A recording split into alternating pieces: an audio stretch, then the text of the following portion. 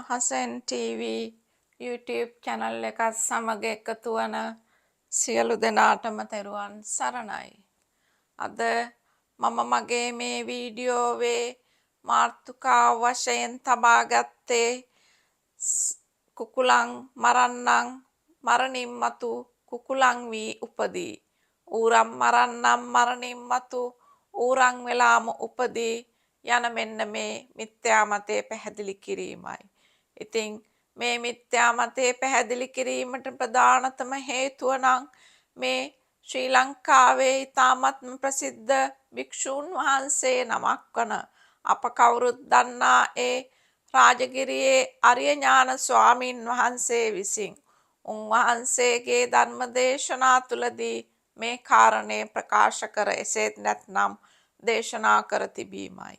ඉතින් මම මෙහිදී පළමුව ශ්‍රී ලාංකික ගිහි පින්වතුන්ට ප්‍රකාශ කිරීමට කැමති ආධ්‍යාත්මික නායිකාවක් වන මා විසින් මේ සමාජය තුල පැතිරී යන මේ මිත්‍යා මත පැහැදිලි කරනුයේ 100%ක්ම උතුම් අමාමෑණී සම්මා සම්බුදුරජාණන් වහන්සේගේ ඒ ශ්‍රී සද්ධර්මයට ඒ බුදුදහමට අනුවයි. ඉතින් මෙහිදී මම පළමුව ප්‍රකාශ කිරීමට කැමති මෙවැනි ප්‍රකාශයක් සිදු කළ හැක්කේ උතුම් බුදුරජාණන් වහන්සේ නමකටම පමණයි. එනම් යම් කිසි පුද්ගලයෙකු මරණින් මතුව ඊළඟ උපත සකස් කරගන්නේ කෙසේද කොහේද යන බව දේශනා කළ හැක්කේ උතුම් බුදුරජාණන් වහන්සේ නමකට ඒ සර්වඥතා ඥානය තුලින් පමණක්මයි. ඉතින් මම එසේනම් මේ කාරණය කෙටියෙන් පැහැදිලි කර දීමට කැමති.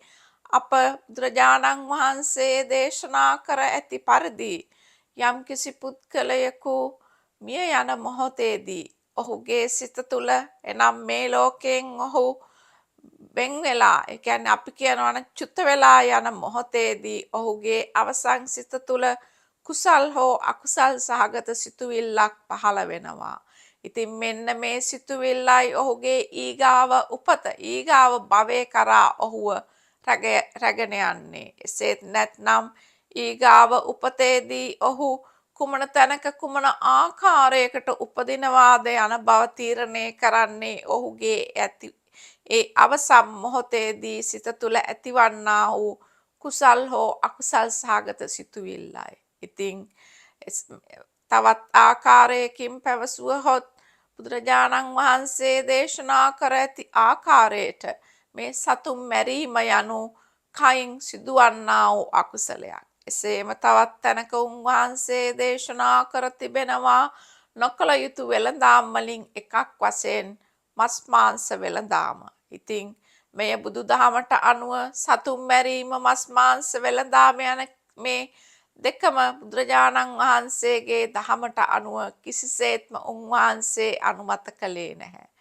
ඉතින් මම මෙහිදී සඳහන් කරන්න කැමති උන්වහන්සේ අපට දේශනා කර ඇත්තේ යම් කිසි පුද්ගලයෙකු සතුන් මරනවා නම් ඔහුට ඔහුගේ ඊළඟ ආත්ම භාවවලදී ඔහුට අඩු ඒ කියන්නේ අල්පායුෂ එසේත් නැත්නම් අඩු ආයු කාලයක් ඇති ජීවිතයක් ලැබීමට එය හේතු වෙනවා. එපමණක් නොව ඔහුට ඒ ආත්මවලදී අංග විකලභාවයන් සහිතව ඉපදීමට වැනි කාරණාවලටද ඒවා හේතු වෙන බවයි.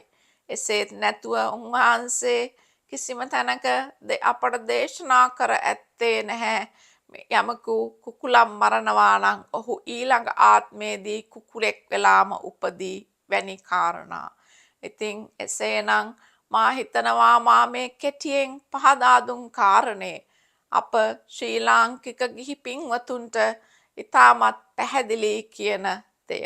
ඉතින් එසේනම් මම අවසාන වශයෙන් මෙය සඳහන් කරන්න කැමති මෙවැනි ප්‍රකාශයක් කළ හැක්කේ යම් කිසි පුතග්ජන භික්ෂූන් වහන්සේ නමකට හෝ රහතන් වහන්සේ නමකට වුවද මෙවැනි ප්‍රකාශයක් සිදු කළ නොහැකි. මෙවැනි ප්‍රකාශයක් සිදු කළ හැක්කේ ඒ සර්වඥතා ඥානයේ ඇති සම්මා සම්බුදුරජාණන් වහන්සේ නමකට පමණක්මයි කියන බව මම නැවතත් අප ශ්‍රී ලාංකික ගිහි පින්වතුන්ට තරයේම සිහිපත් කරවමින් මගේ මේ කෙටි දේශනාව අදට අවසන් කරනවා. සියලු දෙනාටම තෙරුවන් සරණයි.